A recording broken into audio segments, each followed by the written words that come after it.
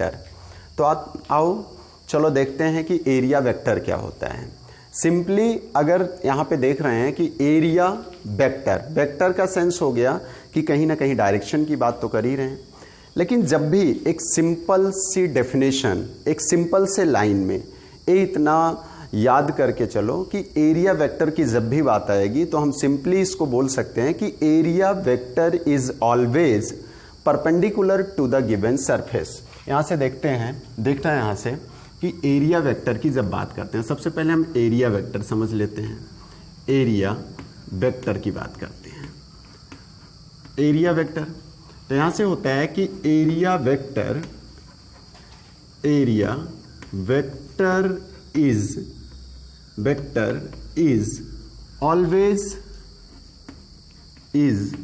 Always perpendicular, this is a symbol of perpendicular, always perpendicular to the given surface, to the given surface। ये क्या होता है कि ये परपेंडिकुलर होता है, इतनी सी बात है, यहां से ये तो पता चला। लेकिन अब थोड़ा सा और समझते हैं, इसको प्रैक्टिकली देखते हैं कि एरिया वेक्टर क्या है। तो एरिया वेक्टर, चलो अब जब सरफेसेस की बात करते हैं तो हम चलो ठीक है देखते हैं। जैसे मेरे पास यहाँ पे एक बॉक्स रखा हुआ है, ये जो बॉक्स है अब इस पे देखते हैं इसके कितने फेसेस हैं। तो सबसे पहला first face, second face, third phase, fourth face, fifth and six, इसके पास कितना हुआ? 6 फेस हुआ। तो अब सबसे पहले देखना रहता है कि जिस भी ऑब्जेक्ट की बात कर रहे हैं उस ऑब्जेक्ट के पास कितने फेसेस हैं। तो इसके पास 6 फेस हुआ।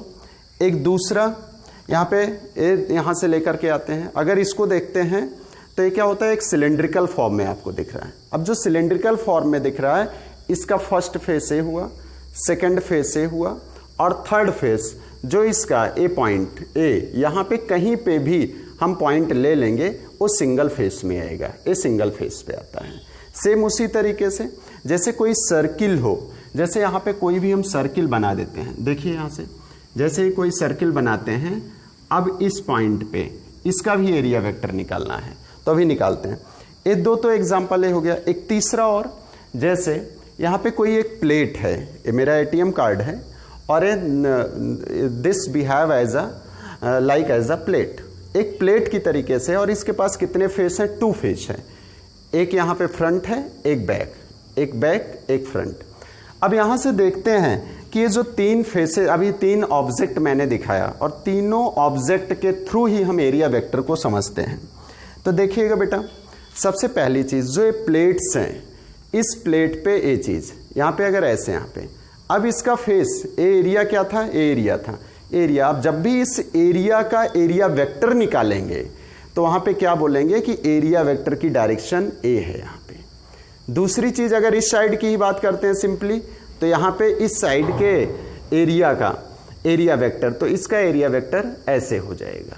मीन्स हमेशा आप देख रहे हो कि ये जो यहाँ से ए पेंसिल दी गई, ये जो चौक दिया गया है, ये क्या कर रहा है? इंडिकेट कर रहा है, एरिया वेक्टर को इंडिकेट कर रहा है। Otherwise you can say the direction of area vector, ये डायरेक्शन ऑफ एरिया वेक्टर होता है।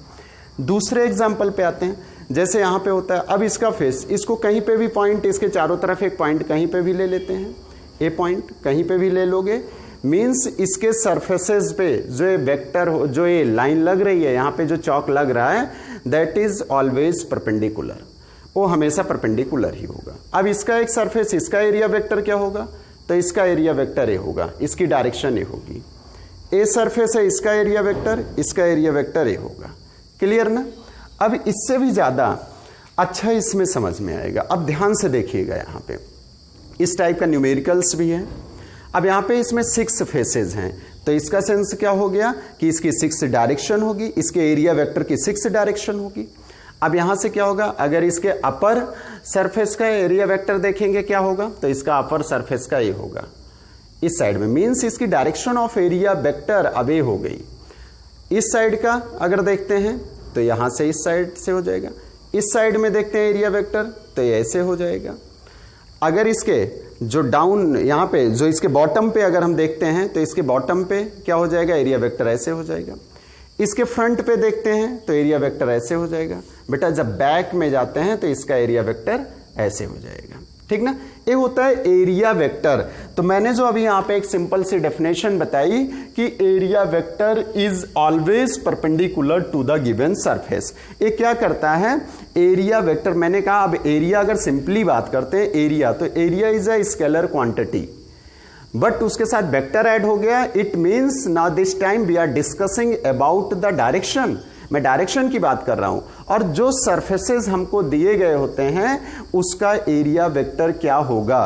तो बस माइंड में इतना सेटअप करो कि किसी भी सरफेसेस का एरिया वेक्टर या किसी भी ऑब्जेक्ट का जो एरिया वेक्टर होता है वो हमेशा उस सरफेस के परपेंडिकुलर होता है। बस इतना सा, इसमें बहुत ज्यादा आप सोचने की जरूरत नहीं है, बस इतनी सी डेफिनेशन याद रखिए, area vector is always perpendicular to the given surface. बस इतना याद रखो और किसी भी ऑब्जेक्ट को प्रैक्टिकली उसको समझने की कोशिश करो। ये चीज होता है यहाँ पे एरिया वेक्टर। अब अगर यहाँ पे हम बात करते हैं तो इस पे कहीं पे भी किसी भी पॉइंट पे देखिए, किसी भी पॉइंट पे, अब इसके फेस की अगर बात है, कोई भी पॉइंट है, यहाँ पे एक सिंगल पॉइंट ही ले सकते हैं, कहीं पे भी ले लो, कहीं पे भी। अब इसके एरिया वेक्टर की अगर बात करते हैं तो एरिया वेक्टर तो यही होगा इसका। ये अगर इस पॉइंट, इस पर्टिकुलर पॉइंट की बात करते हैं, इस एरिया की, एक स्मॉल एरिया की, इसका एरिया वेक्टर, इसका एरिया वेक्टर भैया ऐसे होगा।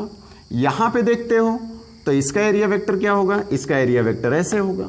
यहां पे जब देखते हैं तो इसका एरिया वेक्टर क्या होगा, ये चीज इसका एरिया वेक्टर यहां से हो जाएगा, ठीक है ना।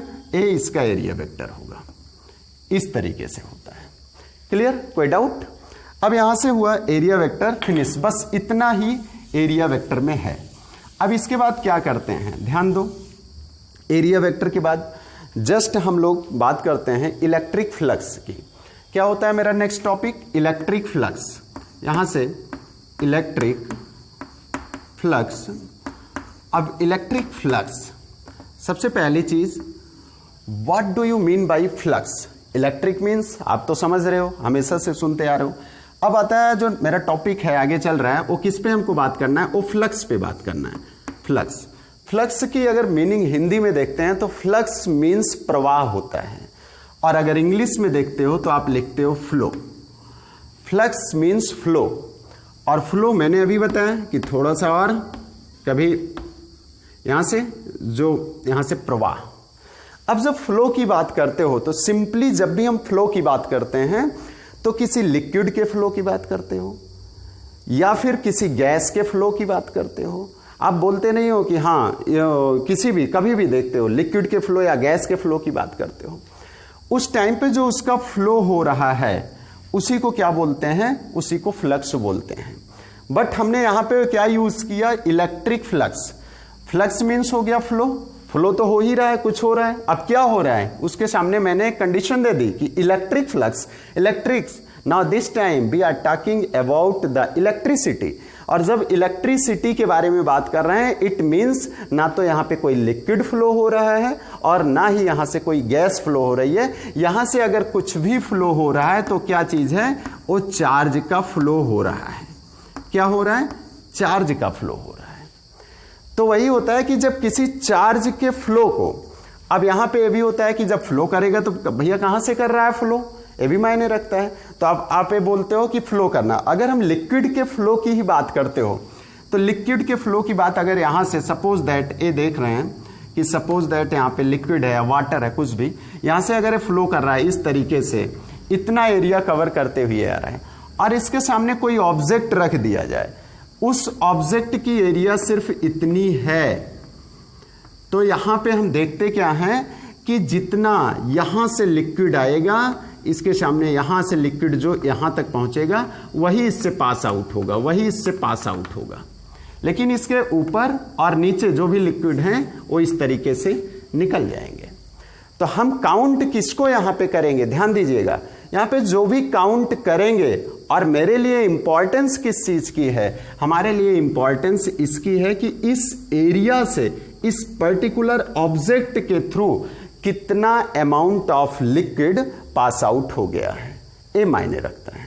तो वही चीज, वही सेम कंडीशन क्या होती है, हमारे इलेक्ट्रिक फ्लक्स में होती है या फिर चार्ज के फ्लो में होती है। तो चार्ज के फ्लो यहां से, तो ये चीज होता है कि यहां से तो एक क्लियर हुआ कि फ्लक्स की मीनिंग क्या होती है, फ्लक्स मीन्स क्या होता है, और होता है तो किस तरीके का फ्लो होता है। तो अब चलो देखते हैं कि इलेक्ट्रिक फ्लक्स की डेफिनेशन से, कि इलेक्ट्रिक फ्लक्स की डेफिनेशन क्या है। तो यहां से देखना, इलेक्ट्रिक फ्लक्स, यहां से electric flux through a surface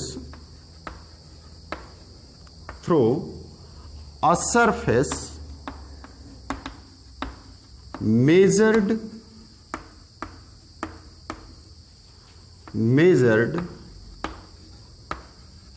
by the electric field line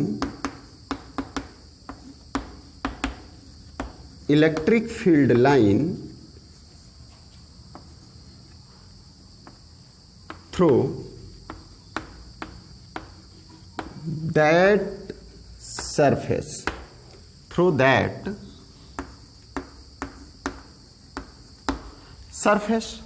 यहां से क्या होता है, इलेक्ट्रिक फ्लक्स थ्रू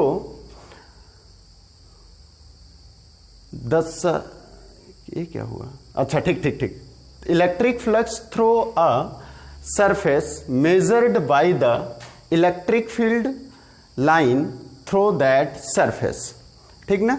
यहां से ध्यान दीजिएगा, उस सरफेस के थ्रू जो इलेक्ट्रिक फील्ड लाइन का पास आउट होना क्या कहलाता है, इलेक्ट्रिक फ्लक्स कहलाता है।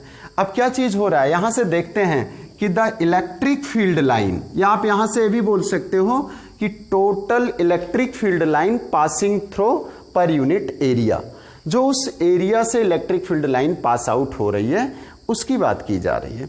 तो फिर से सिंपली हमने यहां से बताया कि इलेक्ट्रिक फ्लक्स मींस, अब यहां से क्या पास आउट हो रहा है, electric field lines means, electric field lines भी कब फॉर्म्ड होती है, जब चार्ज का फ्लो होता है तब। तो चार्ज का फ्लो हो रहा है किसके थ्रू, दैट सरफेस, किसी सरफेस के थ्रू। अब देखते हैं कि उस सरफेस के थ्रू कैसे चार्ज का फ्लो यहां पे हो रहा है। तो देखो यहां पे सपोज दैट कोई हम यहां से एक एरिया ले लेते हैं, इस टाइप की एरिया ले लेते हैं। यहां से देखो बेटा, एरिया हुआ,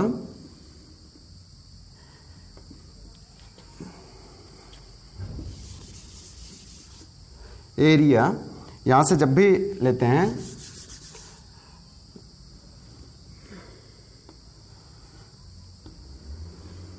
देखना यहां से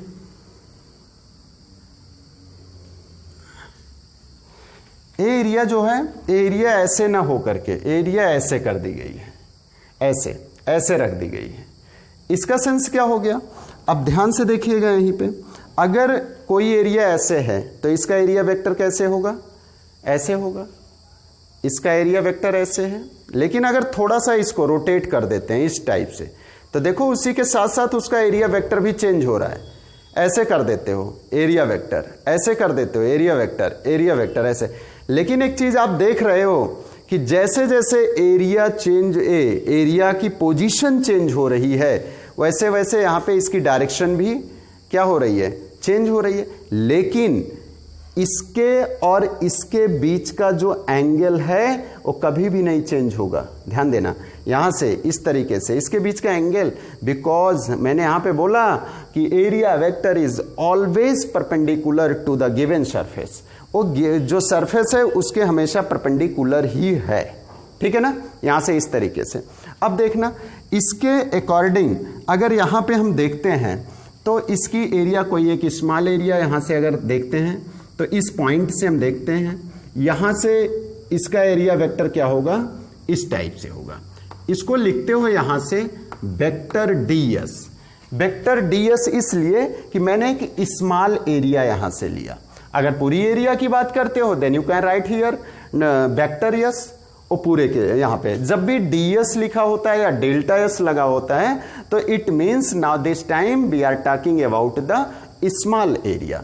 अब स्मॉल एरिया की बात, अब यहां से क्या करते हैं, हम देखते हैं कि यहां से electric field line pass out हो रही है। कैसे पास आउट हो रही है, इस तरीके से। यहां से देखना बेटा, यहां से इस तरीके से ये जा रही है, means electric field lines pass out हो रही है। क्लियर ना। अब यहां से देखते हो ये इलेक्ट्रिक फील्ड लाइन जो पास हो रही है ये आगे ऐसे निकल जा रही है, इस तरीके से निकल जा रही है यहां से और ये इलेक्ट्रिक फील्ड लाइन ऐसे निकल जा रही है। अब ध्यान देना, अब इलेक्ट्रिक फील्ड लाइन इसकी ये जो यहां पे बन रही है वो इलेक्ट्रिक फील्ड लाइन ई है। क्लियर? कोई डाउट यहां पे? कोई भी डाउट हो तो बता दो, समझ में तो आ रहा है, यहां तक कोई डाउट नहीं है ना। अब हम क्या देखते हैं, यहां से काउंट करते हैं। मैंने कहा एक स्मॉल एरिया की जब बात लेते हो, यहां पे बात करते हो, इस टाइम पे देखो यहां से हमें क्या मिल रहा है कि वेक्टर डीएस, वेक्टर डीएस क्या है? एरिया वेक्टर है। वेक्टर ई क्या है? इलेक्ट्रिक फील्ड लाइंस हैं यहां से। अब इसके बाद हमें क्या देखना होता है, हमें देख रहे हैं कि इसके बीच में कुछ एंगल फॉर्म हो रहा है, वो सपोज कर लेते हैं कि थीटा है। अब हमने यहां पे क्या रखा, ये थीटा एंगल। इसका कहने का सेंस क्या हुआ, अभी तक इलेक्ट्रिक फील्ड लाइन ऐसे पास आउट हो रही, अब जैसे जैसे ऐसे रोटेट कर रहे हैं, ऐसे रोटेट कर सकते हैं, ऐसे रोटेट कर सकते हैं, तो हम वहां पे मैंने क्या ले लिया, हम लोगों ने कि वहां पे उसको थीटा एंगल ले लिया। ठीक है ना। अब इसके थ्रू जैसे ही यहां पे चलते हैं, अब यहां से जब फ्लक्स की बात करते हो, यहां से फिर से देखते हैं electric flux through a surface measured by the electric field lines through that surface. यहां से क्या हो जाता है, मेजर्ड इस तरीके से किया जाता है।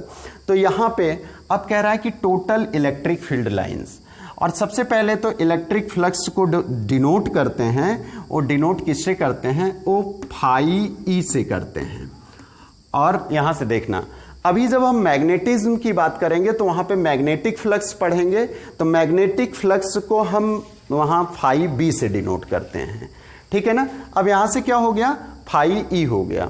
तो इसके टर्म में जैसे ही बात करते हैं, अब इसको हम किससे डिनोट कर रहे हैं, यहां से मैंने बोला फाई ई से।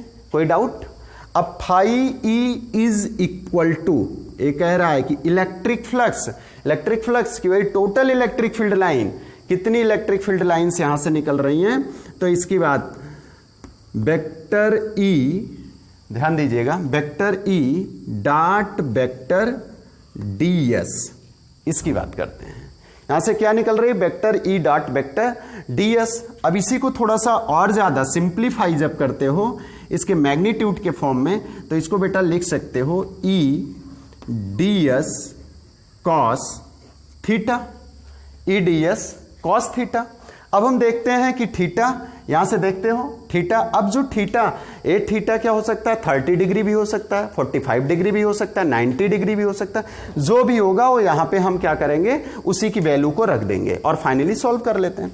यहां से क्या हो जाता है कि फाई ई, अब यहां से देखो आपके पास एक इक्वेशन यहां से मिल रहा है, phi E is equal E D S cos theta यहां से। लेकिन अब ये तो क्या होता है, वैसे क्या होता है कि जब इस टाइम पे इसको लिखते हैं तो बेटा यहां पे एक मिस्टेक हुआ, इसको लिखते हैं डी फाई से, इसको लिखते हैं डी फाई। डी फाई का सेंस ये हो जाता है, ध्यान दीजिएगा, कि d phi is equal vector E dot d s, का मतलब हो गया कि now this time we are talking about the small area.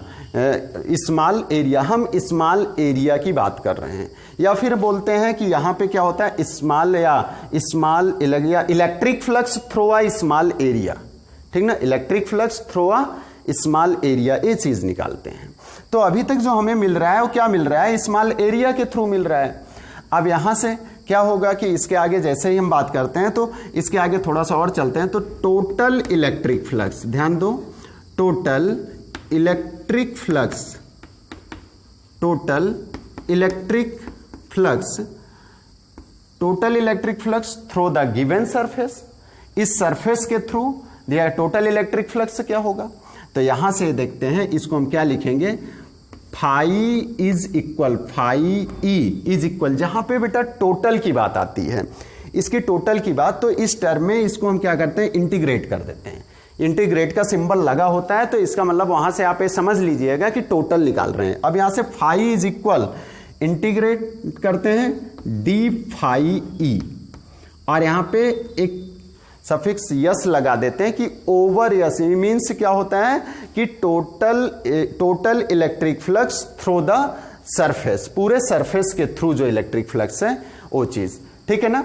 अब इसकी वैल्यू यहां से देखो, फाई ई की जो वैल्यू आ रही है, तो फाई ई की वैल्यू यहां से निकालते हैं। फाई ई इज इक्वल, यहां से